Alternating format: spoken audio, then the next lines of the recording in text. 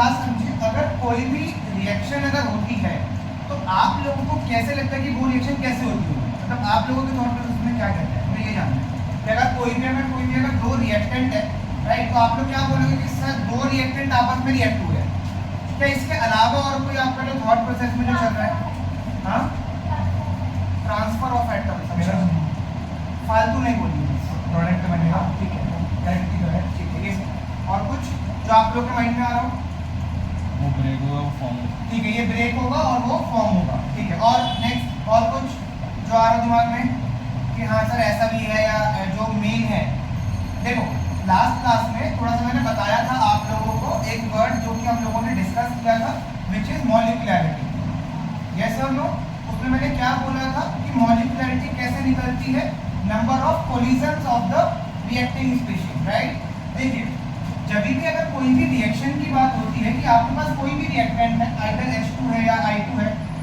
Right, इनकी जो reaction होगी कैसे होगी बच्चा, H2 और I2 आपस में पास आएंगे और कोलाइड करेंगे, ये बात समझ में, क्या करेंगे, कोलाइड करेंगे या फिर टकराएंगे, टकराने की वजह से वहां पर क्या होता है, आपका एनर्जी बाहर निकलती है, ये बात समझ में आ रही है। अगर आप कभी भी दो चीजों को टकराएंगे तो बच्चा वहां से एनर्जी बाहर निकलेगी, हमारे क्लियर। अब वही एनर्जी डिफाइन करेगी या वही एनर्जी रिस्पॉन्सिबल होगी कि प्रोडक्ट बनेगा या नहीं बनेगा। क्या ऐसा कंपलसरी है कि अगर कभी भी अगर दो रिएक्टेंट अगर आपस में टकरा रहे हैं, 2 3 4 जितने मर्जी रिएक्टेंट आपस में टकरा रहे हैं, तो प्रोडक्ट हमेशा बनेगा, इज इट ट्रू, यस और नो, यस और नो, कितने कह रहे हैं कि हाँ सर ये सही है, जिनको लगता है कि हाँ सही है हाथ में एक दो, कि अगर कभी भी रिएक्टेंट मॉलिक्यूल आपस में टकराएंगे तो प्रोडक्ट बनेगा ही बनेगा, इज इट ट्रू और नॉट। तो दो बच्चों ने हाथ उठाया, ये ट्रू है, और कोई नहीं, ठीक है, ओके, जरा जिन्होंने हाथ उठाया जरा उनसे हम लोग पूछ लेते हैं, अगर मान लीजिए कि अगर 20 लैब स्टूडेंट्स ने नीट के लिए प्रिपेयर करा है तो क्या सबका होगा, नहीं, इस पे डिपेंड होगा किसने ज्यादा मेहनत करी है, बात समझ में आ रही है, क्या उनका स्कोर, बात समझ में आ रही है। तो बिल्कुल बच्चा सेम कॉन्सेप्ट यहाँ पर भी अप्लाई होता है कि जरूरी नहीं है कि जब भी आपका रिएक्टेंट कोलाइड करेंगे तो प्रोडक्ट बनेगा ही बनेगा, ये कंपलसरी नहीं होता है। इनकी क्या कंडीशंस होगी वो हम आज की क्लास में ही आगे देखेंगे कोलिजन थ्योरी के अंदर, क्या इतना समझ आता है, आगे चलेंगे।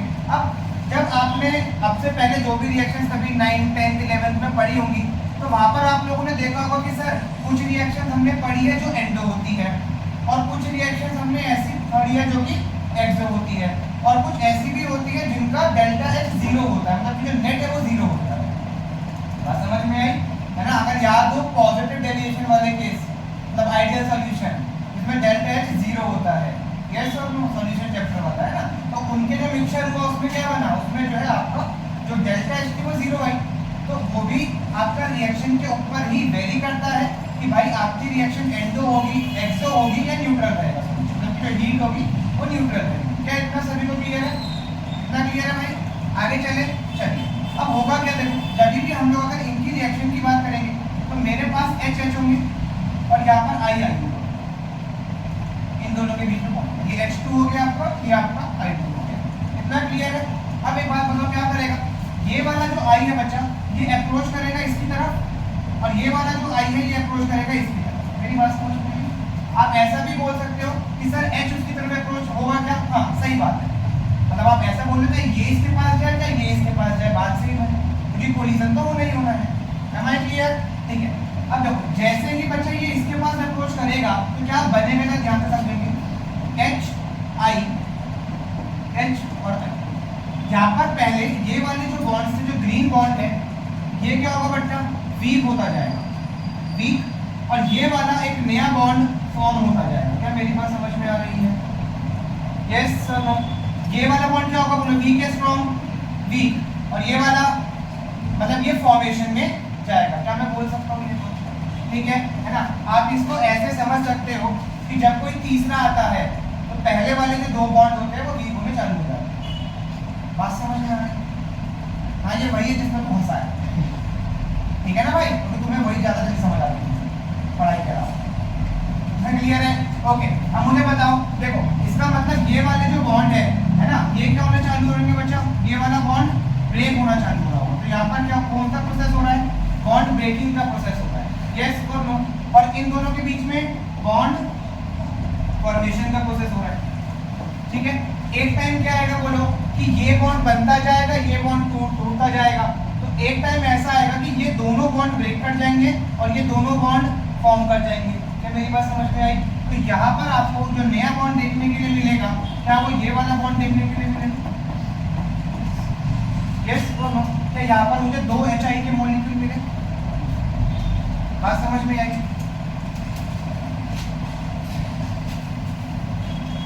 जल्दी आप इतना क्लियर है क्या भाई? राइट। तो अब जिसको आप लोग बोलते थे कि सर देखो ये तो बैलेंसिंग है, एक्चुअली वो बैलेंसिंग नहीं है। आप समझ रहे हैं मेरी बात, है ना? जब आप 9th 10th में पढ़ते थे तो आप लोग कहते थे कि सर बैलेंसिंग करिए, बट एक्चुअली बैलेंसिंग नहीं, वो बना ही उतना होता है। आप देख लीजिए, मैंने एक H2 लिया, एक I2 लिया, बना 2 HI। क्या इतना क्लियर है ना? तो यहाँ पर बेसिकली क्या करा हम लोगों ने, ये H2 लिया, ये I2 लिया, ये कोलिजन के लिए अप्रोच होगा, यहाँ पर बॉन्ड फॉर्मेशन, यहाँ बॉन्ड फॉर्मेशन, यहाँ ब्रेकिंग, ये और फिर वो बनेगा। कितना क्लियर? अच्छा एक बात समझते हैं, अब ये जो बना इसको क्या बोलेंगे सर? क्योंकि ये तो इस रिएक्शन में मुझे कहीं दिख ही नहीं रहा है। दिख रहा है क्या कहीं पे ये वाला स्टेप रिएक्शन के अंदर? नहीं दिख रहा, मतलब कि बीच में आ रहा होगा। या आप इसको ऐसे बोल सकते हो कि सर ये हिडन है, यस और नो, राइट। तो इसको ही बच्चों में क्या बोलूंगा, दिस इज योर इंटरमीडिएट। क्या बोलेंगे? इंटरमीडिएट।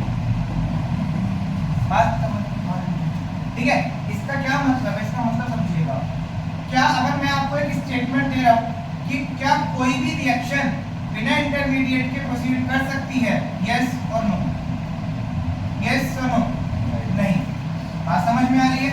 अगर किसी भी रिएक्शन को अगर होना है तो वहां पर इंटरमीडिएट बनेगा ही बनेगा। विदाउट एनी इंटरमीडिएट कभी भी आपकी रिएक्शन जो है वो प्रोसीड नहीं करती। M I clear? इंटरमीडिएट जो ये बीच में होना, ठीक है। देखिए इंटरमीडिएट एक ऐसी स्टेज होती है किसी भी रिएक्शन की, ठीक है, जिसमें ना मतलब ना तो आपका जो प्रोडक्ट है ना वो पूरी तरीके से फॉर्म हुआ है, ना ही आपका जो रिएक्टेंट है वो पूरी तरीके से डिस्ट्रॉय हुआ है। मेरी बात समझ में आ रही है? ठीक है। और ये जो बनेगा, ये ध्यान रखिएगा, ये बहुत शॉर्ट टाइम पीरियड के लिए ही बनता है, मतलब बना और तुरंत ब्रेक कर जाएगा इनटू द प्रोडक्ट। ये नई चीज नहीं है ना। प्रोडक्ट हम लोग एक बात बता, अगर हम लोग कोई भी रिएक्शन अगर करवा रहे हैं तो क्या चाहिए कि मेरा प्रोडक्ट स्टेबल हो या अनस्टेबल हो? स्टेबल हो।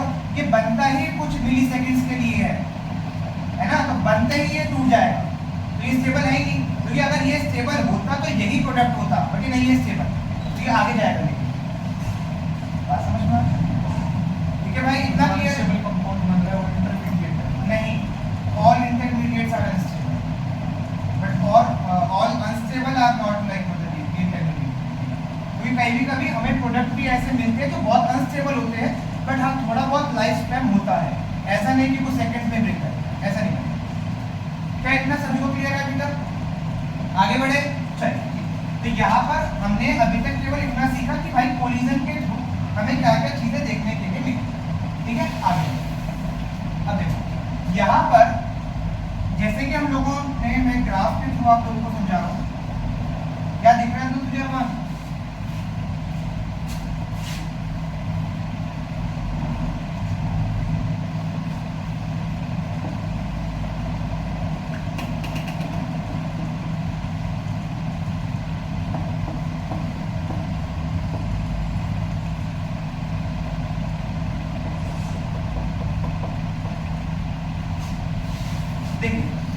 यहाँ पर मैंने क्या करा है, यहाँ पर मैंने लिया है बच्चा आपका कॉन्सेंट्रेशन ऑफ रिएक्टेंट, मतलब कि H2 और I2 इकट्ठे, राइट। और यहाँ पर मैंने जो है कोई एक्सिस होता है, मतलब हम लोग उसको बातें देखेंगे, मतलब इसको डिनोट ऐसे एक्सिस से ही किया जाता है।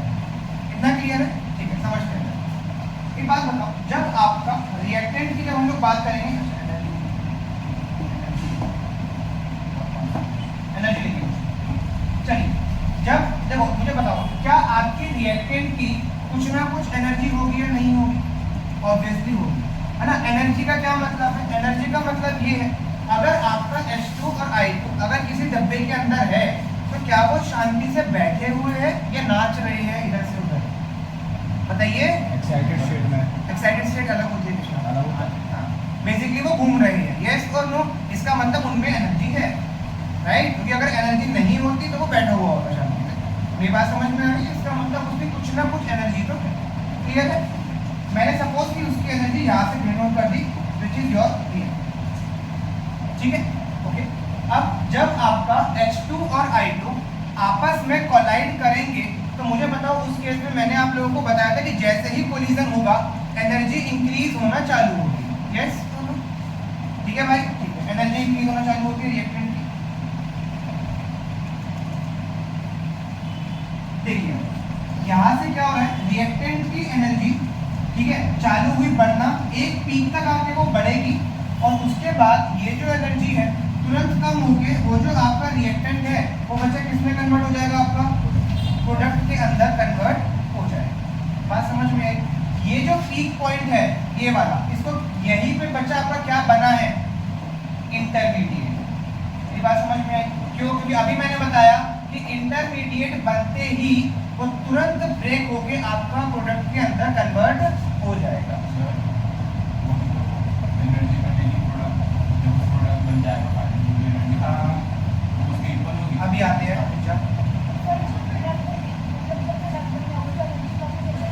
मैडम, हम उस टेबल की तरफ जाए ना, अभी मुझे वो मैं आता हूं मुझे, ठीक है। देखिए यहाँ पर जो मैंने प्रोडक्ट की एनर्जी बनाई है ये कुछ भी हो सकती है, कुछ भी का मतलब है कि ये ग्राफ मैं यहाँ पर भी रोक सकता हूँ, यहाँ पर भी, इसके नीचे भी और रिएक्टेंट के बिल्कुल सामने। It depends on reaction to reaction को वेरी करेगा, वो हम लोग सीखेंगे अपना। ये वाली बच्चा एक्साइटेड स्टेट ना हम लोग उसको बोलते हैं जब आपका कोई इलेक्ट्रॉन एक्साइट होता है, मतलब बेसिकली आप ये कह सकते हो कि वो एक एनर्जेटिक स्टेट है कि वहाँ पर मॉलिक्यूल फुल एनर्जी में अपना है ना, क्योंकि एक्साइटेशन वर्ड से ही वो एक्साइटेड स्टेट आता है, तो मतलब कि वहाँ पे इलेक्ट्रॉन जाएगा इसके, और यहाँ पे इलेक्ट्रॉन का कोई नियम नहीं। इतना सभी को क्लियर है? आगे चलिए अब जरा समझते हैं। मुझे एक बात बताओ, आपका जो रिएक्टेंट है उसकी एनर्जी कितनी है, ठीक है, ये रहा आपका प्रोडक्ट, अभी मैं इस केस के लिए चल रहा हूँ, प्रोडक्ट की एनर्जी इतनी है। अगर आपके रिएक्टेंट को प्रोडक्ट में कन्वर्ट होना है तो मुझे बताओ कोलिजन के बाद, मैं यहाँ पे कुछ पॉइंट्स जो है वो डिनोट कर रहा हूँ, ठीक है, small a, small b, small c, e में इसको ले लेता हूँ और f में इसको ले लेता हूँ।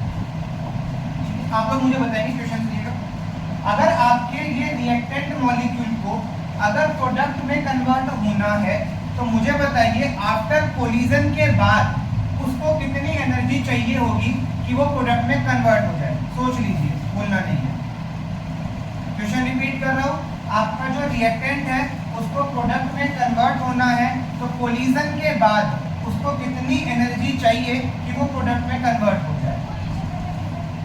नहीं, हाँ, मतलब कि कोलिजन मतलब ये होने के बाद उसको कितनी एनर्जी और चाहिए कि वो प्रोडक्ट में कन्वर्ट हो जाए। वो आप देखिए ना, आपने पॉइंट्स दिए ना जो ABCD, तो अब आप सोच लीजिए एक बार कि क्या होना चाहिए, फिर देखते हैं, डिस्कस करने की कोशिश करेंगे। आंसर नहीं, शांति से बैठना सर, ठीक है, हाँ, तो फिर डिस्कस करने पहले आंसर के बाद आएगा, मेरे समझ ही नहीं आया क्या ये, ठीक है, वो पढ़ाया मैंने यहाँ पर बस ये बताया कि हमारा कोई रिएक्टेंट होगा, ठीक है, फिर जब वो कोलिजन करेगा तो एनर्जी इंक्रीज करेगी, इंक्रीज करते करते एक टाइम ऐसा आएगा जब इंटरमीडिएट फॉर्म हो जाएगा और उसके बाद वो सीधा प्रोडक्ट में कन्वर्ट हो जाएगा। बस ये तो पूरा करेगा। यस, ओके, तो कितने बच्चे कह रहे हैं कि सर अगर मैं उसको E तक की एनर्जी प्रोवाइड, मतलब E तक की एनर्जी उसके लिए सफिशिएंट है फॉर द प्रोडक्ट, यस और नो? एनीवन? कोई भी नहीं है E वाला? पक्का? ठीक है, अभी बोल क्या होगा आंसर? सर ऊपर तक जाएगा, फिर आंसर बोल के मैंने पॉइंट दिए हुए हैं। बी, बी, अच्छा, बी के फेवर में कितने बच्चे हैं? 1 2 कमी, ठीक है, ओके, और F के फेवर में 2 3, ठीक है मैडम, आप C के फेवर में, अच्छा ठीक है, आप भी C के फेवर में, ठीक है, ओके, अच्छा मैडम एक चीज हम लोग समझते हैं। मुझे एक बात बताओ कि अगर तुमको अपने 12th में केमिस्ट्री केवल पास करनी है, राइट, तो आउट ऑफ 70 मार्क्स आप लोगों को कितने मार्क्स चाहिए? 23 मार्क्स, राइट। ओनली 23 मार्क्स आपका एक मिनिमम बैरियर है कि अगर 24 आए आप पास हो जाएंगे और 22 भी रहे तो आप फेल हो जाएंगे। बात समझ में? इसका मतलब कि अगर आपको पास होना है तो 23 मार्क्स आने ही आने चाहिए, कोई ऑप्शन ही नहीं है। बात समझ में? मतलब मैं ये कह सकता हूँ कि 70 में से जो 23 वाला होगा वो आपका पीक लेवल होगा। बात समझ में? अब जब बचा ये रिएक्टेंट ने कोलाइड करा तो ये रिएक्टेंट कोलिजन होने के बाद इसको इतनी एनर्जी चाहिए कि ये बच्चा बी तक पहुंच पाए। क्या मेरी बात समझ में आ रही है? यस, क्योंकि इसको देखो एक बात बताओ, इंटरमीडिएट कहाँ फॉर्म करेगा? इस स्टेज पे आके। क्या बीच में कहीं भी इंटरमीडिएट फॉर्म करा? नहीं करा। इसका मतलब वो वास्तविक प्रोडक्ट में जा ही नहीं सकता। मेरी बात समझ में आ रही है? वो पहले इंटरमीडिएट फॉर्म करेगा, उसके बाद वो सीधा प्रोडक्ट में कन्वर्ट करेगा। आपको मिनिमम रिक्वायरमेंट कितनी है बच्चा? Only and only 23 marks, right. उसके ऊपर जो भी आएंगे तुम्हें सारे मतलब वो है अच्छे, 24 आए, 25 आए, 50 आए, राइट। अभी मुझे बताइए मिनिमम एनर्जी कितनी चाहिए उसको? 20। क्लियर ना? क्या कहना दोबारा अगर सही काम ठीक है, देखिए, राइट। अच्छा, एक बात और समझो, इसको जो एनर्जी चाहिए, चलो आपको आप लोगों को ये समझ आ रही है कि एनर्जी इसको बी पॉइंट तक चाहिए। बी पॉइंट के आने के बाद ये अपने आप प्रोडक्ट में कन्वर्ट कर जाएगा, उसके बाद मुझे इसको कोई एनर्जी नहीं देनी है, ये भी समझ आ गया। लेकिन मुझे एनर्जी देनी कहाँ से है, जरा वो भी समझिए।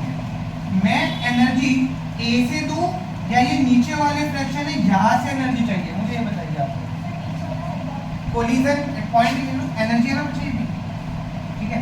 तो यहाँ से हम लोग अगर एनर्जी काउंट करें, जीरो नहीं, अरे नहीं होती जीरो नहीं होता, मतलब वो बेसिकली ऐसा इसे एक्सिस ये वाला मान लीजिए,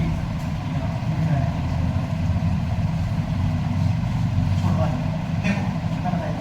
यहाँ पर क्या है बच्चा, मुझे बताओ, इस ए को मतलब ये जो रिएक्टेंट है इसको मिनिमम एनर्जी चाहिए to cross this energy barrier is B, ठीक है। अब यहाँ पर मेरे पास दो टर्म्स ऑफ एनर्जी होती है, एक एनर्जी होती है थ्रेशोल्ड एनर्जी और एक एनर्जी होती है एक्टिवेशन एनर्जी, राइट। कौन कौन सी होती है? पहली कौन सी थी? Threshold, and second one is activation energy, right. Okay, देखिए, रिएक्टेंट से लेके बिल्कुल पीक तक जो ये जा रहा है इसको बोलेंगे बच्चा हम लोग एक्टिवेशन एनर्जी। क्या बोलेंगे? Activation energy. इसका सिंबल होता है EA। बात समझ में आई? ठीक है। और जो आपका ग्राउंड फ्लोर से मतलब यहाँ से पूरी ऊपर तक जो जाएगी, आप सीधा ड्रॉ कर लीजिएगा, इसको बोलते हैं बच्चा थ्रेशोल्ड एनर्जी। थ्रेशोल्ड एनर्जी, बात समझ में आता है? यस। अच्छा, एनर्जी इस एक्सिस पे है, थ्रेशोल्ड एनर्जी नहीं है। देखिए, थ्रेशोल्ड एनर्जी क्या होती है? थ्रेशोल्ड एनर्जी आपकी किसी भी रिएक्शन की ओवरऑल रिएक्शन होती है। बात समझ में आई है ना? क्या होती है? ओवरऑल एनर्जी, ठीक है। जैसे मैं समझा देता हूँ, उसके बाद तुम्हें डाउट नहीं आएगा। मान लीजिए फिर से आपने एग्जाम दिया 70 मार्क्स का, right, but you got only 21 marks. बात समझ में आ रही है? मुझे बताइए पास होने के लिए कितने चाहिए? 2 नंबर चाहिए, जिसको आप लोग क्या बोलते हैं? Grace marks. यस और नो?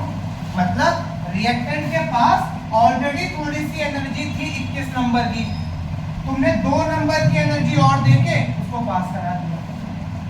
यस और नो? टोटल एनर्जी थी आपके 23 नंबर की, 21 आपके पास ऑलरेडी एग्जिस्टेंस में थी, 2 आपकी कोलिजन के बाद आ गई। यस और नो? सभी को क्लियर अच्छे से, राइट। अब मुझे बताओ, अगर किसी भी रिएक्टेंट को प्रोडक्ट में कन्वर्ट होना है तो उसको जो एनर्जी चाहिए होगी उस एनर्जी का नाम क्या होगा? अरे बोलो, एक्टिवेशन एनर्जी। अरे भाई मैं इतना चिल्ला के बोल सकता हूँ ना सर?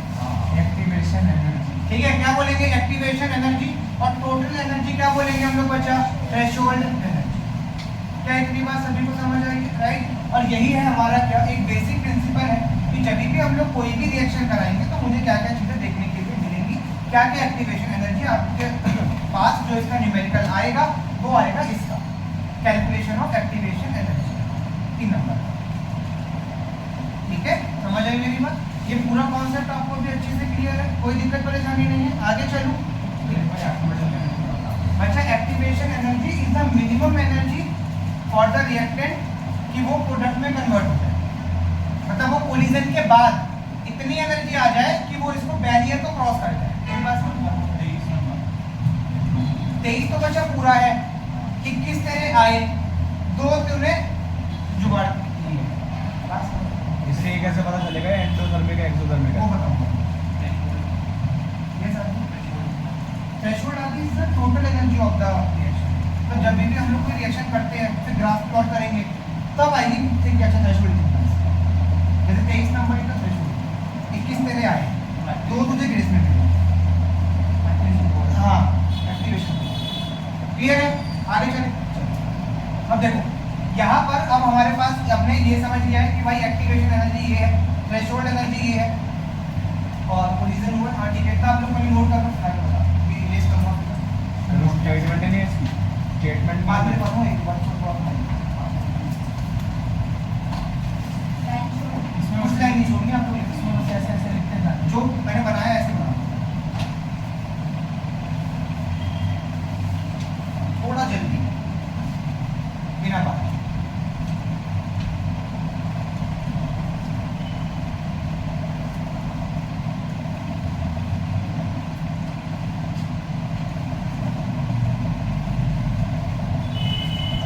रिएक्शन होते हैं। मैंने कहा था कि सर ऐसा कोई कंपल्सरी तो होता नहीं कि जैसे मैंने आप लोगों को कहा था अभी कि कई बार आप लोगों ने ऐसी रिएक्शन देखी है जो होती है, कई बार ऐसी होती है जो कि नहीं होती, बहुत सारी रिएक्शन ऐसी होती है जो बहुत फास्ट होती है, बहुत सारी रिएक्शन ऐसी होती है जो कि धीरे धीरे होती है। बात समझ में आई? मुझे बताओ इन सारा ये जो गेम है ये केवल एक ही फैक्टर पर डिपेंड करता है, वो क्या है? एक्टिवेशन। बात समझ में आ रही है कि कोलिजन के बाद उन 2 मॉलिक्यूल के टकराने के बाद कितनी एनर्जी निकली या कितनी जल्दी वो इसको क्रॉस करेगा, उसी पे डिपेंड करता है कि कौन रिएक्शन का रेट फास्टर होगा या स्लोअर होगा।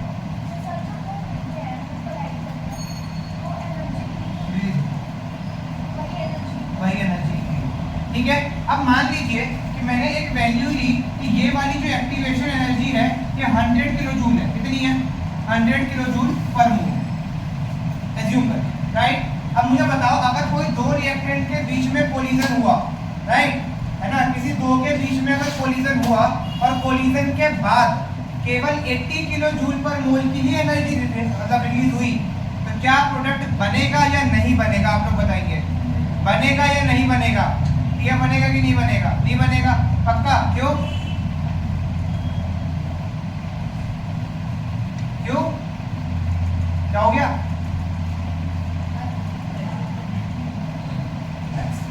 चलिए, ये बनेगा कि नहीं बनेगा?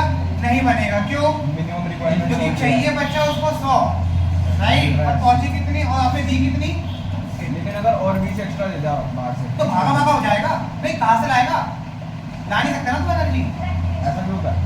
कहां से लाओगे एनर्जी? लाइट हाँ भाई दो हाँ बोलिए, एनर्जी दे दी बाहर से। कहां से देगा एनर्जी?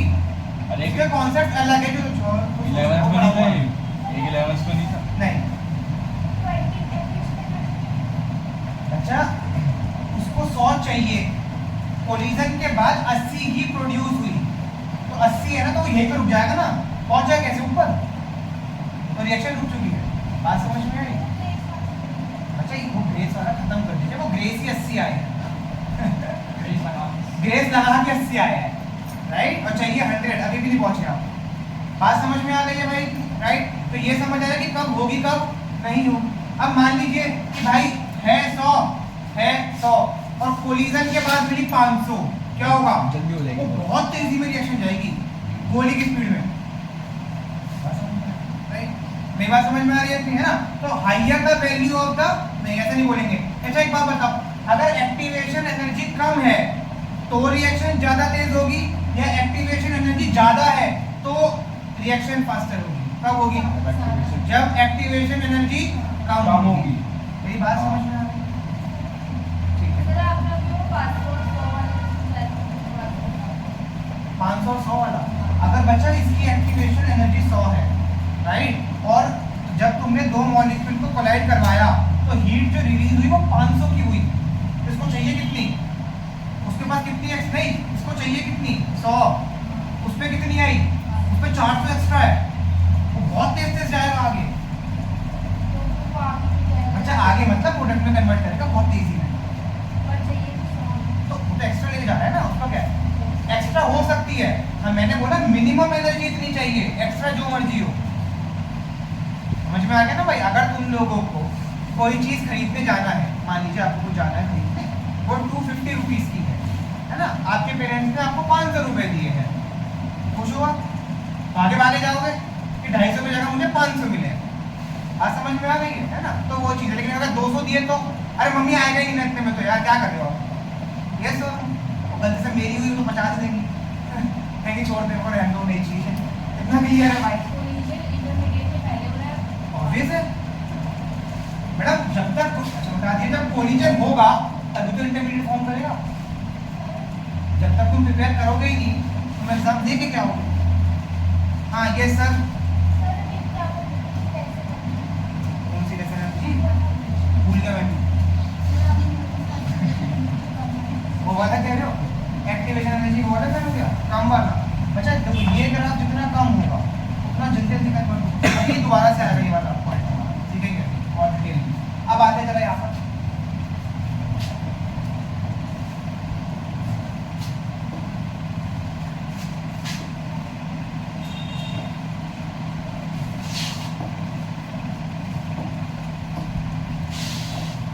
चलिए देखिए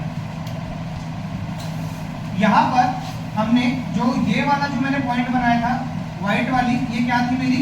एक्टिवेशन एनर्जी, राइट? और जो पूरी है वो क्या है? थ्रेशोल्ड।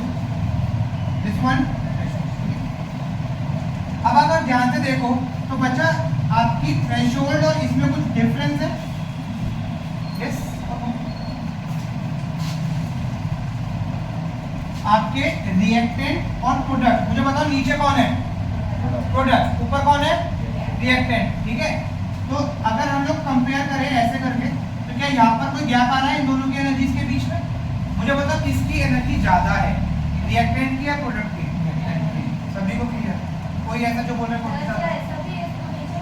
नहीं, आपने ऊपर बनाया तो कोई बात नहीं, कोई बात नहीं, वो इसमें ठीक कर लेना, ठीक है? उसमें कोई इशू नहीं। हाँ समझ आया मेरी बात, राइट? इसमें मुझे बताओ किसकी ज्यादा है? रिएक्टेंट की एनर्जी ज्यादा है, प्रोडक्ट की एनर्जी कम। इसका रीजन क्या है? क्या चाहिए बच्चा? ये रहा ना ग्राफ, ये रहा, ठीक है? तो रिएक्टेंट ये रहा और प्रोडक्ट मिला ये रहा प्रोडक्ट, ठीक है? तो रिएक्टेंट की ज्यादा, प्रोडक्ट की कम है। विषय पेन बाद में चला लेना आई थिंक, ठीक है? चलिए अब जरा इधर। अच्छा ये वाला जो गैप है, this gap is represent the delta H. Delta H क्या होता है? बोलो enthalpy, H is enthalpy, right? So delta H किसके बराबर होता है बच्चा? डेल्टा एच बराबर होता है EAF minus EAB। What is EAF? Activation energy of the forward reaction, right? What is EAB? Activation energy of the backward reaction. क्या मेरा इतना स्टेटमेंट क्लियर? आगे प्रोसीड करें, आते हैं इधर। ये है रिएक्टेंट, ये है product. Delta H is equal to EAF minus EAB, right? Okay, आगे समझ आएगी कौन सी एनर्जी ज्यादा है, फॉरवर्ड की या बैकवर्ड की? Backward. Anyone from the backward? उठाइए उठाइए बिना शर्म के, जिसने की शर्म उसके नंबर कम, नंबर कम आएंगे 1 2 3 4 5, ठीक है? बाकी सारे फॉरवर्ड वाले हो, बैकवर्ड प्रोडक्ट है ना? हाँ बैकवर्ड, हाँ बस ठीक है। यस। क्या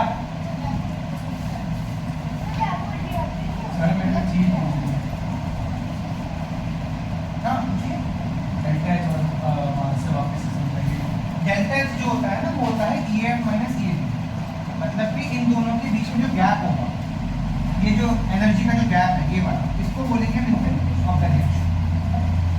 इस पे आता है समझ आ जाएगा फॉरवर्ड बैकवर्ड ये तो समझाया था आपके रिएक्शन के लिए रिएक्टेंट की फॉरवर्ड और प्रोडक्ट के लिए बैकवर्ड। यस ओके, कितने कह रहे हैं कि बैकवर्ड से ज्यादा तरह फटाफट आप ये लो, अरे मेजॉरिटी नीचे कर लो ना तो अरे सर क्या मतलब? या तो तुम लोगों ने कहा सबने कोई एक ही चीज सोची है जो मैंने करवा पाया। अरे भाई एक्टिवेशन एनर्जी की बात होती है। एक्टिवेशन एनर्जी क्या होती है? रिएक्टेंट से लेके टॉप तक ये एक्टिवेशन एनर्जी किसकी है? रिएक्टेंट की है। यस और नो? ये वाली एक्टिवेशन एनर्जी किसकी है? प्रोडक्ट की है। किसकी ज्यादा दिख रही है तुम्हें अंदो? रिएक्टेंट की। सर वहाँ पे आपने ग्राफ के अंदर से लाइन बना दी थी, बना दो रिएक्टेंट की तरह बनाओ और प्रोडक्ट की ना तरह बनाओ। एक्टिवेशन एनर्जी की बात कर रहा हूं मैं, वहां पर मैं केवल ये एनर्जी की बात कर रहा था। दोनों में डिफरेंस है। ये एनर्जी एक्टिवेशन एनर्जी नहीं है, ये मॉलिक्यूल की एनर्जी है, समझा? यहाँ पर मैं एक्टिवेशन एनर्जी की बात कर रहा था। भाई इधर से इधर मत बनो तुम मैडम और तुम मत बन सर। मैं स्टूडेंट मेरे को नहीं समझा था, मैं कुछ नहीं समझता है। ठीक है आते जाएगा देखिए। अच्छा तुम बोलना नहीं पता है, बहुत अच्छा वर्ड आया था मेरे पास, रुक गया मैं तो बच गया तो। चलिए इधर कोई बात नहीं बच्चा, ये रिएक्टेंट है, ये प्रोडक्ट है। इस रिएक्टेंट को प्रोडक्ट में कन्वर्ट होने के लिए इतनी चाहिए, राइट? तो इसकी EAF ये वाली होगी, सभी को क्लियर है? EAF प्रोडक्ट को अगर वापस से रिएक्टेंट में आना है तो उसको केवल इतनी एनर्जी की रिक्वायरमेंट है। यस किसको एनर्जी ज्यादा चाहिए? रिएक्टेंट। ये वैल्यू बड़ी है ना, दिख रही है ना भाई, बड़ी है। ये वैल्यू छोटी वैल्यू है, तो मुझे बताओ EAF माइनस EAB जब तुम करोगे तो ये वैल्यू बड़ी है, ये फॉरवर्ड वाली सॉल्व होकर आंसर क्या आएगा? यस और अगर डेल्टा H पॉजिटिव आता है तो वो रिएक्शन नहीं होगी। तो वो रिएक्शन एंडोथर्मिक होगी। Clear too? Any doubt? क्योंकि मुझे लग रहा है डाउट है, शक्लों पर तो आ रहे हैं।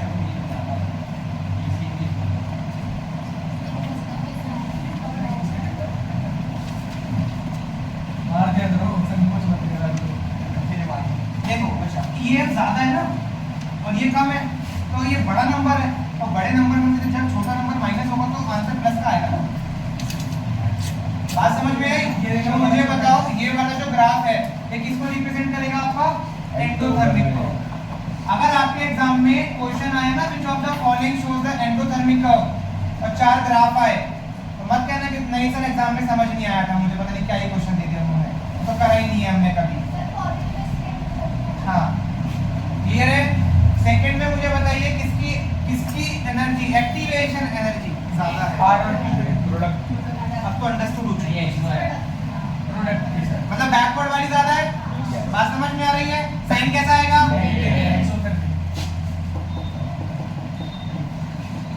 इसमें किसकी ज्यादा है?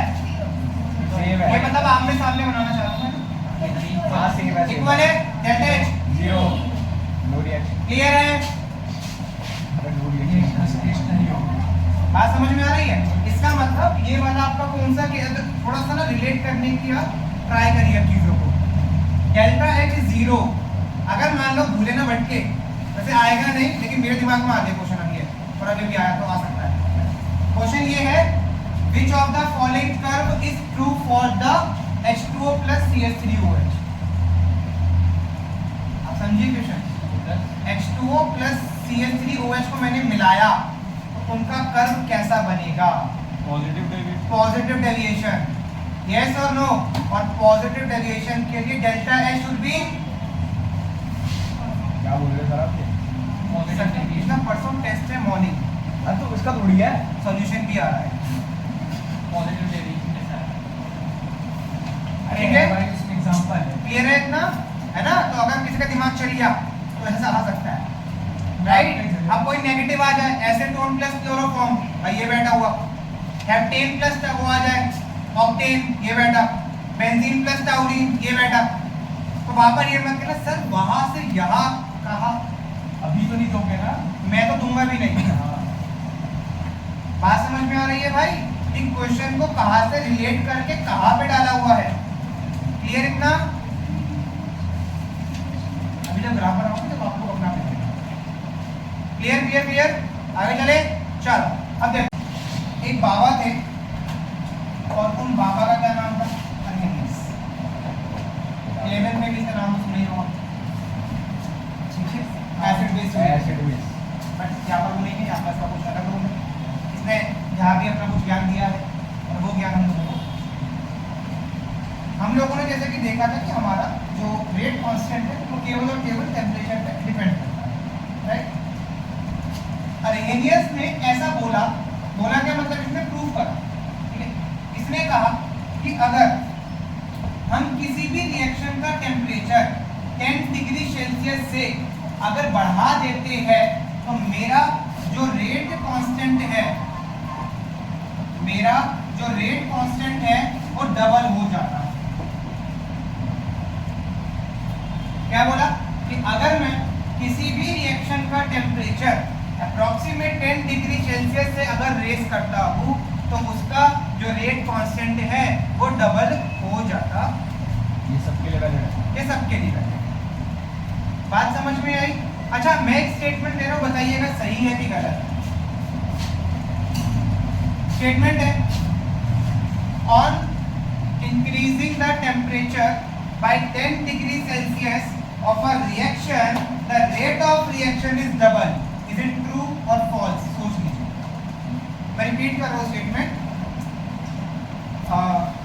If we increasing the temperature by 10 degree Celsius of a reaction, the rate of reaction will be double. ये स्टेटमेंट सही है गलत है? सोचिए तो रिएक्शन सोच लीजिए, मैंने स्टेटमेंट दे दिया।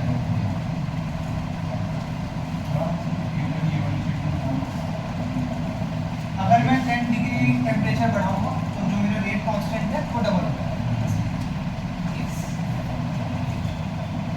कितने कह रहे हैं सर फॉल्स स्टेटमेंट?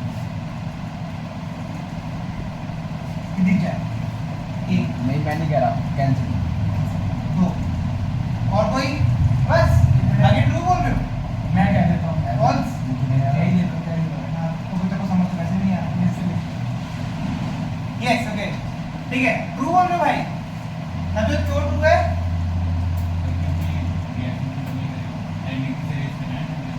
तो रेट कांस्टेंट लिखा मैंने तो, बट मैंने तो रेट ऑफ रिएक्शन बोला कि rate of reaction will be double. हाँ मैडम, क्यों डबल है? या आप होगा बच्चा, क्या हुआ? टेम्परेचर डिपेंडेंट तो ठीक है, मेरा क्वेश्चन क्या था? स्टेटमेंट में मैंने क्या दिया था?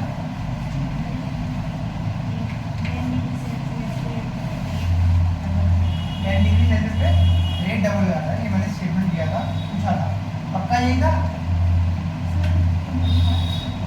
अच्छा, आपका भी फॉल्स है, ठीक है भाई। इधर कोई फॉल्स में जाना चाहेगा? First row. अच्छा, बढ़ने वाले हैं, बड़ा बड़ा बड़ा बड़ा बड़ा बड़ा। यस यस सर मैंने फॉल्स कहा था। हाँ तो मैं बोल रहा हूँ कि और भी आ रहे हैं भाई तुम्हारे उसमें तीसरा ऑप्शन होगा। है। तीसरा ऑप्शन गेट आउट। चलिए ओके, 3 ये और कौन था? नवजोत।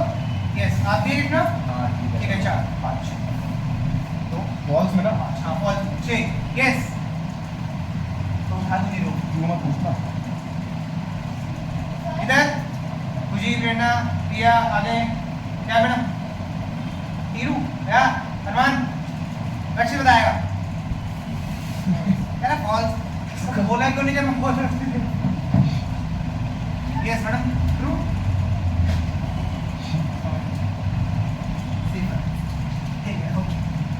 बात है, पहली बात जो मैंने स्टेटमेंट दिया है वो स्टेटमेंट मैडम पहले आंसर समझ नहीं आया क्यों? अच्छा ठीक है, आपने तो क्या रेट कांस्टेंट नहीं पढ़ा है, ओके ठीक है। फॉल्स है। क्या कह रहा है? अरे आप बताओ आंसर, बता दो मुझे मुझे। याद है, फिर चलो okay, so the answer is false. True. शांति आइए। Yes, R is equal to K। यहाँ पर कुछ भी हो मुझे कोई मतलब भी कॉन्सेंट्रेशन हो, कुछ भी ऑर्डर हो, कोई फर्क नहीं है ना? यस और नो? मैंने बोला कि जब मैं 10 डिग्री से टेम्परेचर बढ़ाऊंगा तो रेट कांस्टेंट डबल होगा, मतलब ये नंबर 2 के हो जाएगा। तो ये पहले इससे मल्टीप्लाई हो रहा था, अब आगे वाले नंबर से मल्टीप्लाई होगा, तो क्या रेट डबल नहीं हो रहा है क्या? अरे 2 से मल्टीप्लाई किया तो डबल ही तो होगा। बोलो तुम नंबर बोलो जो तुम्हारे मन में आ रहा है, बोलो। R इज इक्वल टू, बोलो आप बोलो ना जो तुम्हारे मन में आ रहा है। के तो के कोई लिख देते क्या लिखो यहाँ पर पावर जो तुम्हारी मन में, फाइन, ठीक है। अच्छा बी भी लेना है, बोलिए 3 की पावर, अरे क्या लिख रहे हो आप? 2 की पावर 5, 3 की पावर, है ना? राइट कर दो, ये भी काट दो।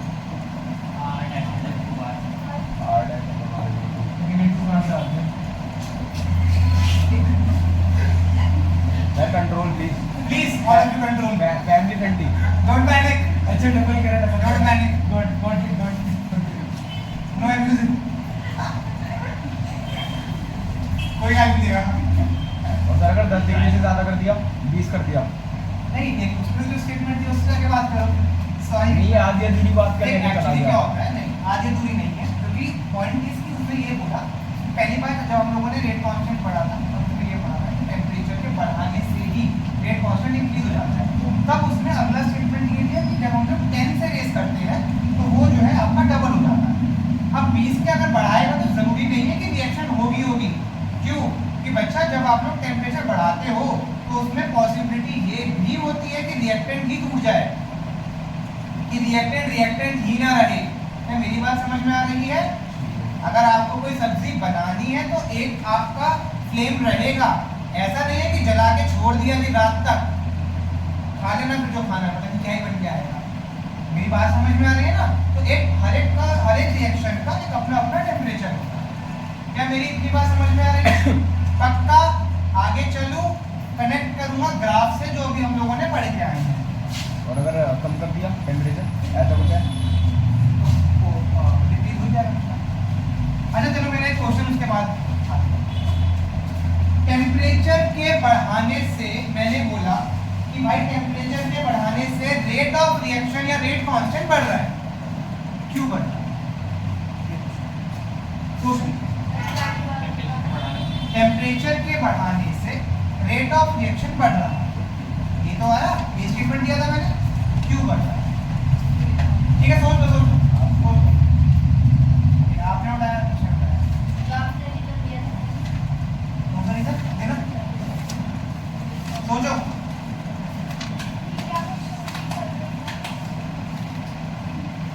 कि टेम्परेचर बढ़ाने पे रेट ऑफ रिएक्शन बढ़ रहा है, लेकिन क्यों बढ़ रहा है?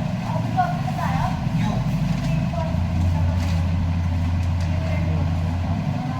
मैंने बोला टेम्परेचर, अरे मैडम वो एक मैथमेटिकल टर्म है, हमें समझना चाहिए कि क्यों हो रहा है। ये तो मैंने सोच लिया है।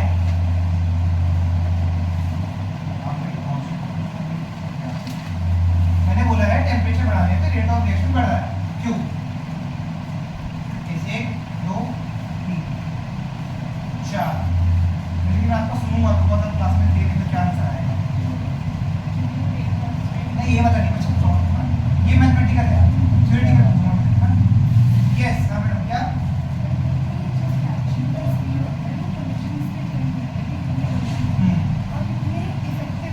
चलो ठीक है, ओके। यस ईशा, समझ जाओ आंसर तो बहुत नहीं करता, तो तुमको समझाना है, मुझे इनको समझा दूंगा। हाँ कौन सा फार्मूला? तो घूम फिर तो गाड़ी में क्या आ गई कि रेट कांस्टेंट पे डबल होने से वो डबल होता है। मैंने डबल की तो बात ही नहीं करी। और कितना पे आया था? मैं जब आप टेम्परेचर बढ़ाते हो तो कोलिजन बढ़ जाते हैं। अब करिए, देखिए होता क्या है कि जब आप लोग बच्चा टेम्परेचर बढ़ा दो, जैसे हमने पढ़ा कि हमारी अगर कोई भी रिएक्शन होती है तो वो रिएक्शन होती है by the collision of molecule. तो अगर आप टेम्परेचर दोगे तो वो जो मॉलिक्यूल है उसकी एनर्जी जो है वो क्या होगी बच्चा? वो बढ़ जाएगी। तो अब वो और तेजी से जाके उसमें धक्का मारेगा। आज समझ में, और तेजी से क्या होगा, कोलिजन होगा और एनर्जी मिलेगी एंड देन वो उसमें क्या कर जाएगा, प्रोडक्ट में कन्वर्ट कर जाएगा। बात समझ में आ गई? तो बेसिकली टेम्परेचर के बढ़ाने से क्या हुआ, increase in the effective number of collisions. इतना क्लियर है?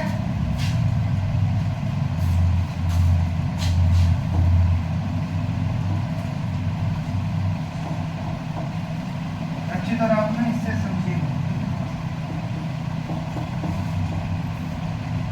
अच्छा, मैंने ये बोला कि इफेक्टिव नंबर ऑफ कोलिजन्स जो है वो बड़े हैं, ये बोला। अगर मैं ऐसे बोल दूं कि सर एक्टिवेशन एनर्जी कम हो जाएगी टेम्परेचर बढ़ाने से, तो क्या ये स्टेटमेंट भी सही है या नहीं? यस, क्योंकि देखो रेट ऑफ रिएक्शन बढ़ रहा है, तो रेट ऑफ रिएक्शन कैसे बढ़ रहा होगा, अगर आपका ये जो एक्टिवेशन एनर्जी थी कौन सी वाली, ये वाली, yes, this is your reactant, this is your product. अगर आपके रिएक्टेंट को प्रोडक्ट में कन्वर्ट होना है तो मिनिमम एनर्जी जो चाहिए उसका नाम एक्टिवेशन एनर्जी। ठीक है भाई, राइट। अब जब तुमने टेम्परेचर बढ़ाया तो क्या होगा, बोलो, एक्टिवेशन एनर्जी कम हो जाएगी।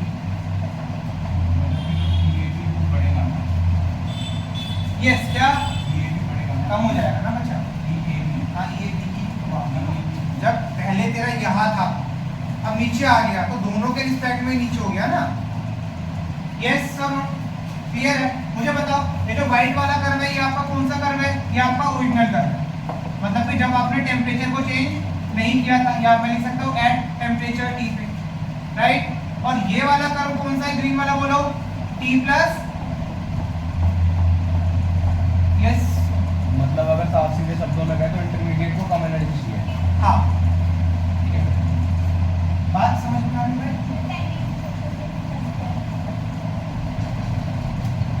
इतना क्लियर है? आगे चले, चल। अब एक बात समझते हैं, दिमाग से सोचेंगे कि जब पहले टेम्परेचर T था तो वो मॉलिक्यूल प्रोडक्ट में कन्वर्ट कर रहे थे। जब टेम्परेचर मैंने 10 से बढ़ा दिया तब भी मॉलिक्यूल कन्वर्ट कर रहे हैं प्रोडक्ट में। किस केस में प्रोडक्ट ज्यादा बनेगा, फर्स्ट केस में या सेकंड केस में, या दोनों में सेम बनेगा? सोच लीजिए। पहले एक क्वेश्चन,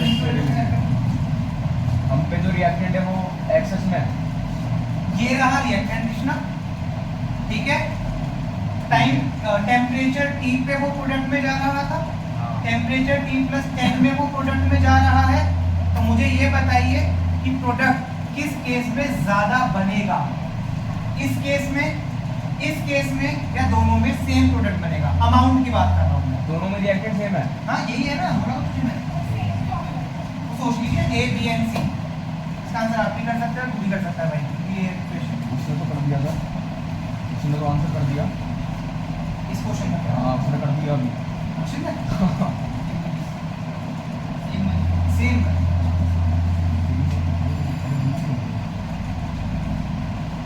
समीक्षा देखिए, समीक्षा का नंबर बहुत सालों बाद आया ना। हाँ, समीक्षा ए नहीं, ज्यादा किस में बनेगा? फर्स्ट केस में, सेकंड केस ए केस में, बी केस में। पहला तो ऑप्शन ये कि ज्यादा, ए या बी या सेम बनेगा, ये सी ऑप्शन। बी वाले केस में आपको मैं कैसा दी दोनों से सेम वाला है, लॉ ऑफ कंजर्वेशन भी है सर। सेम ऐसे पूछते हो ना तो कॉन्फिडेंस भी चला जाता है। तेरा ऑलरेडी नीचे कहाँ हो जाएगा? अरे सर ऊपर है बहुत होगी। देखो बड़ा उठा, जल्दी उठा, भाग रहा है, निकलना जाए मार्केट से। यस, ओके, सेम वाले 1 2 3 4 5 6 7 8 9 10 11 शगुन हो गया, मन वाला कोई सा। अच्छा, उठ गया 13। अब सर लग हो गया हैं? चलो 14 हो गया भाई। हाँ, तेरा गिर गया, बैठा देता हूँ। यस, सेम वाले। अच्छा, कितने कह रहे? बी में ज्यादा बनेगा। 1 2 3 4 4 उल्टा होगा क्या? नहीं, क्यों?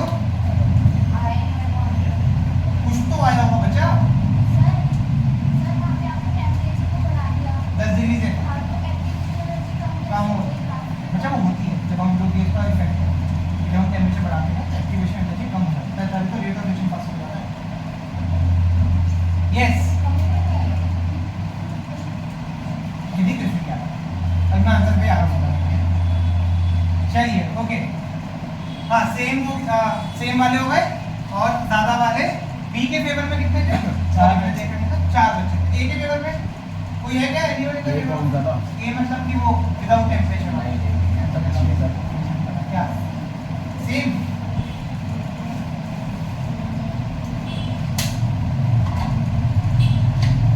तुम्हारे आंसर से ना मुझे पता है एक चीज और समझ आती है कि कितने बच्चे थोड़ा सा आउट ऑफ द बॉक्स जाके चीजों को सोच रहे हैं और कितने बच्चे वो बिल्कुल एक स्ट्रेट लाइन में चलते हैं। मैंने आपसे पूछा था कि मुझे कुछ नहीं कहा। रिएक्टेंट सेम है नहीं है, मैंने पूछा था Reactant same है। दोनों केसेस में सेम है तो Same है। चलो ठीक है। है ना? वैसे आप लोग जनरल चीज में क्या हो कि मतलब मुझे ये चीजें समझ आती है। एक होता है कि वो स्पून फीडिंग वाली जो होता है ना कि बस जो सर ने खिला दिया मुझे वही खाना है, समझ में आ रही? और एक होता है नहीं मुझे थोड़ा सा और पता होगा, लेकिन ग्राफ में तो उसकी लाइन ज़्यादा नहीं बनती। लाइन को आपको कोई रोक नहीं।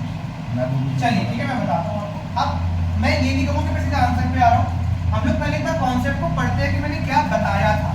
तो हो सकता है कि जिनके आंसर रॉन्ग होंगे उन्हें अपने आप समझ आ जाएगा कि हमने ये क्यों नहीं सोचा, और जिनका सही है वो ट्राई कर, मतलब वो ये देखना कि क्या हमने सही सोचा था या तुक्का बैठा है। तो तुम मुझे नहीं बताओगे कि सर मैं तुक्का मारा, ऑब्वियस।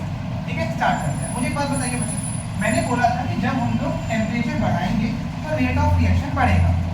तो रेट ऑफ रिएक्शन के बढ़ने का क्या मतलब है कि रिएक्शन की स्पीड बढ़ रही है। रिएक्शन प्रोडक्ट से रिएक्शन रिएक्टेंट से प्रोडक्ट में बहुत फास्टली कन्वर्ट हो रहा है। यस, तो मुझे बताओ क्या दोनों केस में अमाउंट ऑफ प्रोडक्ट सेम आएंगे? आप सोचिए इस चीज को, दिमाग लगाओ, सेम आएंगे क्या? नहीं आएंगे भाई। हाँ बोल। चलो आप कर लो नहीं तो बोल ले। लेकिन अगर रिएक्टेंट सेम है हाँ तो सेम अमाउंट ही तो प्रोडक्ट बनेगा, बस उसकी स्पीड बढ़ेगी ना। ना, मैं बात कर रहा हूँ उसी टाइम पीरियड की, क्योंकि तो टाइम पे तो चेक करेगा ना। समझिए मैं क्या बोल रहा हूँ। हम अगर कभी भी किसी भी चीज के लिए अगर मैं बात कर रहा हूँ तो बच्चा आप टाइम तो देखोगे। अच्छा ठीक है, छोड़ दो, मैं एक क्वेश्चन हूँ। मैं कृष्ण और मेरा एग्जाम्पल लेते हैं। कृष्णा स्कूटी से जा रहा है, मैं बाइक से जा रहा हूँ। कृष्णा जो है 60 की स्पीड से जा रहा है, मैं 100 की स्पीड से जा रहा हूँ। पहले कौन पहुंचेगा? सेम डेस्टिनेशन, आपको पता ही है। बोलिए अब तुम्हारे दिमाग में टाइम क्यों आया? अब सेम क्यों नहीं आया? अब बोलूंगा कि सेम आएगा। लेकिन डेस्टिनेशन पे तो सेम ही पहुंचे। डेस्टिनेशन पे सेम नहीं, मैंने क्या बोला था? अमाउंट। पहले कौन पहुंचेगा? ज्यादा ज्यादा। पहले और ज़्यादा में फर्क होता है सर। आपने अमाउंट आप समझे नहीं बेटा, मेरा जो क्वेश्चन है वो है at a particular instant of time वाला। ये आपने पहले भी नहीं बोला भाई तो तुम्हें उसमें क्यों नहीं आ रहा टाइम को? अमाउंट तो देखो, रिएक्टेंट तो सेम ही है, इधर भी है उधर भी रिएक्टेंट तो नहीं छोड़ दो, बस उसकी स्पीड अच्छा बढ़ेगी ना। ठीक, पर्टिकुलर इंस्टेंट ऑफ टाइम। अब बोल दो आंसर। हाँ ठीक है, बी। आप ठीक है दी। और जिन्होंने बी बोला था आई होप उन्हें अच्छे से क्लियर मैं था ना, पता नहीं मुझे यार, मैं था मैं दो में उठाया था। मैंने बी में उठाया था सिर्फ। हाँ तो तुक्का दोनों में ही। इतना समझ आ रहा है? ठीक है, तो एक बात बताइए कि आपका जो फ्रैक्शन ऑफ मॉलिक्यूल है, मेरा दोबारा से इस ग्राफ को देखिएगा। जब आपका ये वाला रीजन था, मतलब नॉर्मल टेम्परेचर था, आपका इतना फ्रैक्शन ऑफ मॉलिक्यूल जो है कवर कर रहा था प्रोडक्ट। Yes right. और जैसे ही आपने टेम्परेचर को बढ़ाया तो मुझे बताओ ये वाला जो पोर्शन है, ये वाला जो पोर्शन है, क्या ये एक्स्ट्रा पोर्शन आया? Yes yes. ये वाला कौन सा पोर्शन है? पहले आपके पास केवल इतना पोर्शन आ रहा था जब टेम्परेचर T था, लेकिन जैसे ही आपने 10 से बढ़ाया आपके पास ये तो आ ही रहा है, साथ साथ ये वाला रीजन भी और आ रहा है। बात समझ में आ रही है? मतलब मुझे बताओ ये पॉइंट, ये वाला जो ग्राफ है, ये क्या रिप्रेजेंट कर रहा है? ये वो रिप्रेजेंट कर रहा है कि जो मॉलिक्यूल, ध्यान से समझिएगा, कि जो मॉलिक्यूल कोलिजन होने के बाद एक्टिवेशन एनर्जी को क्रॉस नहीं कर पा रहे थे, अब वो भी जाने के लिए, मतलब वो भी क्रॉस कर चुके हैं। जो मॉलिक्यूल्स कोलिजन होने के बाद इस एक्टिवेशन एनर्जी बैरियर को क्रॉस नहीं कर पा रहे थे, अब वो भी क्रॉस करके प्रोडक्ट में कन्वर्ट हो रहे हैं। इसका मतलब this is the fraction of molecule जिसने एनर्जी गेन करी है आफ्टर इंक्रीजिंग द टेम्परेचर। इतना क्लियर है? तो this is your cool graph and this is your temperature dependence का। दूसरी चीज और एक बार बताया था, जैसे यहाँ पर क्या है, अब आप बोलोगे सर जैसे ये वाला ग्राफ ऐसे था, मतलब हम लोग समझा देते हैं इस चीज, अगर मैं नहीं भी समझाऊंगा तो भी चलेगा, बट सिर्फ फॉर द नॉलेज ओनली। जैसे ये ग्राफ है, आप बोलोगे सर फिर ये ऐसे करके ऐसे आगे क्यों बढ़ा और इसके ऊपर ही क्यों आया? एक एग्जांपल देता हूँ, आपके पास बलून है, राइट, बलून, ठीक है, पूरा टाइट हवा से, राइट, ठीक है, इमेजिन हो गया सभी, मैंने पकड़ा और दबा दिया, क्या होगा आप लोग मुझे बताएं? ये रहा बलून, दबाया, क्या होगा? फैल जाएगा। अरे वॉल्यूम कैसे कम हो जाएगी? अरे फैल जाएगा। वो साइज कुछ कम नहीं होगा, एक्सपेंड वो सेम रहेगा, बलून तो बलून ही रहेगा, जितनी हवा इसमें थी जैसे कि तुमने दबाया ये इधर से फैल जाएगा। हाँ ग्राफ है, दबाओ कहाँ जाएगा? आगे।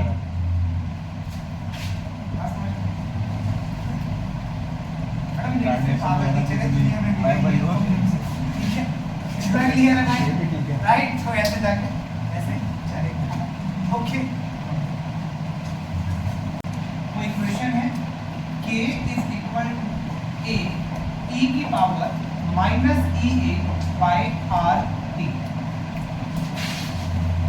वेयर k इज, क्या बोलो, rate constant, a Arrhenius factor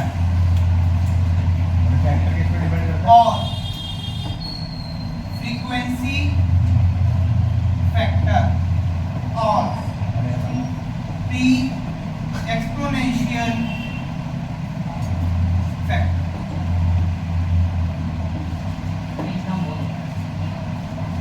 ये नेम इसलिए दिए हैं कि क्वेश्चन में किसी भी नेम से आपको पता होना चाहिए। ये आप लोगों को ऑलरेडी पता है क्या होती है? Activation energy, R universal gas constant.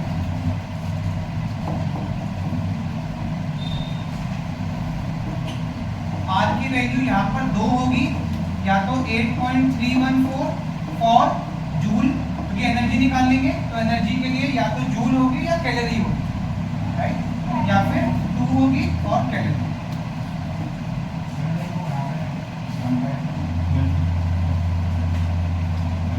1/12 बचे 0.08। इसका मैं सॉल्व इजी से कहूँगा कि टेम्परेचर, हाँ बोलो, केल्विन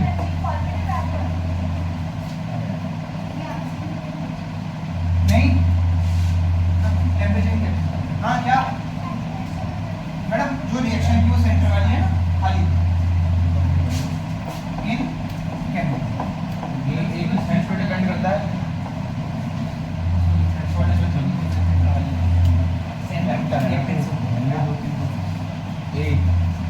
क्या एक इस चीज पे डिपेंड करता है। ये भाई बहुत सारी चीजें हैं कृष्णा, मेन तो ये पोजीशन के ऊपर डिपेंड है। होता क्या ये? अगर ये निकालना है तो बाकी दिया होगा, है ना, और अगर यही निकाल, और अगर कुछ और निकालना है तो ये दिया होगा। ये डिनोट क्या करता है? अरे हाँ, मतलब ये क्या होता है? ये जैसे कि ये रेट कांस्टेंट है। ए कांस्टेंट है। अरे तो हम किस चीज का कांस्टेंट है? अरेनियस ने अपने नाम का कोई फैक्टर दिया है, फैक्टर वो है किस चीज का? किस फैक्टर चीज का क्या लिखा है? मतलब बोला तो ना, फ्रीक्वेंसी फैक्टर लिखा है ना, Equation में कितने ये पोजीशंस होंगे उस पर डिपेंड करेगा। हाँ ये बोलो, बोल चुका हूं मैं ये स्टेटमेंट ऑलरेडी। मतलब